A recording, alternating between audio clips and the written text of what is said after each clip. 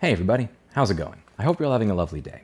Before we get started with today's video, I'd like to suggest that you not subscribe to this channel called AI Addict, where videos were uploaded that resulted in this person being fired from Tesla. Because if you were to subscribe to this channel, they'd probably be mad. Right now, this channel only has 8,820 subscribers, yet if they were to have, I don't know, 20,000, 40,000, 80,000, 300,000, that might make Tesla mad, because then, him uploading a video to this channel of him utilizing the feature that he was working on with the company, well, I don't know. It doesn't seem like they like that very much. So I just prefer that you not subscribe to this channel because that would be wrong.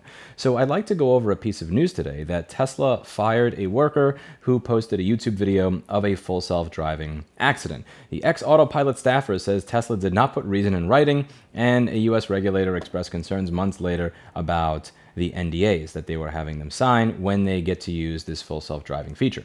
So it says, John Bernal, who worked on the data annotation team for Tesla's Autopilot system, received a separation agreement from the company on February 11th, just under a week after he posted the video that now has more than 180,000 views that I really hope you don't watch. I'm not going to include a link to it down below for you to watch and subscribe. About 3.5 minutes in, Bernal's Model 3 makes a right turn too sharply and runs into a green pylon separating a road and a bike lane in downtown San Jose, California. Bernal said in a phone interview that while his manager refused to put the reason in writing for his firing, he was told it was in part due to improper use of full self-driving. I love how you can improperly use something that starts with the word full and self. Tesla said in January that the beta software is running on almost 60,000 vehicles in the US. About 2 minutes in, he praises the system for slowing down to let another car go and moving from a far right lane to a left turn lane in time to make a traffic light. As the Model 3 is completing the turn, however, it has trouble finding the correct lane to turn into. About 2 minutes and 40 seconds in, the car runs a red light and turns right without stopping. Bernal's Model 3 runs into the traffic pylon less than a minute later. We hit that, he said, just after the collision, which scuffed up Tesla's front bumper. It's the first for me to have actually hit an object in full self-driving. Later in the video, Bernal takes manual control of the Model 3 twice after it attempts to steer down sets of railroad tracks. Just after he praises the car for patiently waiting for pedestrians to cross the street around the 7-minute and 40-second mark, the vehicle veers toward 2 more sets of pylons.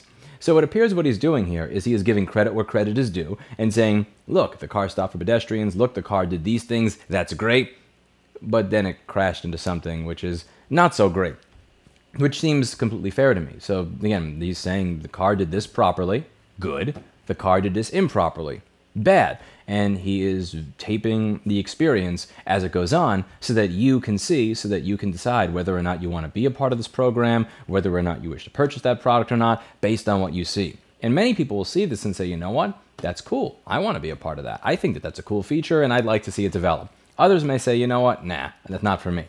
But that's kind of the way things are. I think the world has been leaning more and more towards transparency over the past 20 years, and companies and individuals that fight against that level of transparency with products like this are going to be punished and left behind. I think that this is honestly them just being petty and mad that somebody actually shared something. And again, they made a comment that I thought was really, really weird here, where they said that do you remember there's a lot of people that want Tesla to fail, the company's agreement read.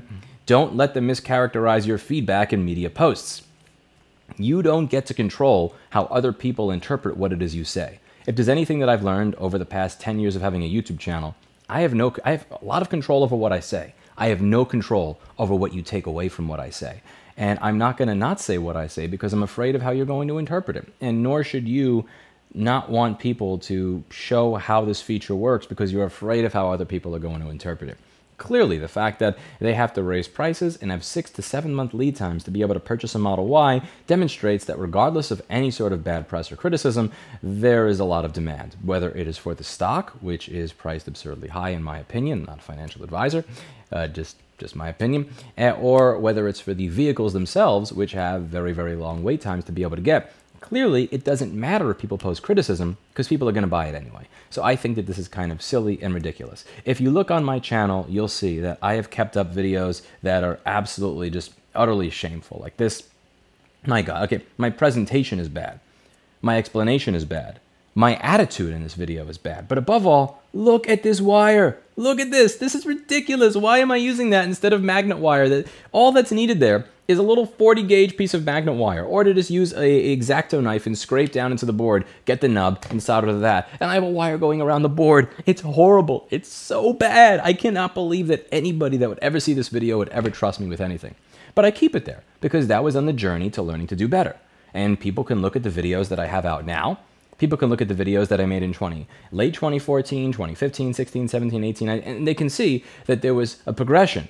But I'm not going to delete this stuff. I'm not going to like fire somebody if they point out that this video exists or re-upload it, because that's giving them power. And that's also demonstrating that I have something to hide, that I'm ashamed of what I've accomplished, or that I'm ashamed of the fact that everybody starts out learning how to do something and getting better. And guess what? There's not a lot of other car companies out there that are trying to create something that's full self-driving. So if you're going to have a couple of stumbles along the way, so what? It doesn't seem like people are no longer willing to pay for it, nor does it seem like people uploading videos of full self-driving screwing up are causing the company massive distress, or causing the company to lose out on sales, or causing the company's stock to plummet or anything like that. So why bother? Why do this? Why take this type of asinine and aggressive approach when it's unnecessary? Even I can acknowledge that Tesla has quite a few accomplishments. They were the first one to build an actual, genuine, usable charging network throughout the country, so that if you have an electric vehicle, you can travel just about anywhere. Whether you're going through New York and New Jersey or rural Montana, you can get from charging station to charging station without having to charge overnight or worry about it, and you can charge quickly. That's an accomplishment. Even today, I cannot tell you how many EVgo and Electrify America charge stations I've seen that are as useless as a urinal payphone in New York City that doesn't even give you a dial tone.